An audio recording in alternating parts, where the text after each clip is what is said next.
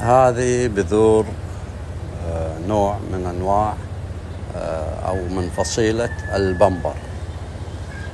هذه بذورها طبعا. هذه شلنا القشرة مالتها، هي تجي لها قشرة قوية، فهذه شلت القشرة مالتها وهذه بذرتها. هذه تتميز أنها شجرة زينة وثمارها تؤكل، يعني هذه ثمارها بهذا الحجم تؤكل، يعني بمبر تعتبر.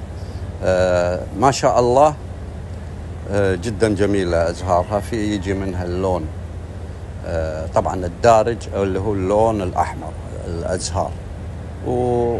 وأنا شفتها بصراحة بالبحرين حلوة ومتحملة، يعني إن شاء الله أنا بنجربها عندنا بالكويت إن شاء الله أنها تضبط. في منها اللون الزهور الأحمر والأبيض والأصفر، لكن هذا النوع الدارج المعروف الأحمر ثمارها تؤكل، وحق الزينة حلوة تبارك الله. طبعا بمبر أو المخيط أو الدبق له عدة أسامي، لكن المتعارف عليه أنها بمبر.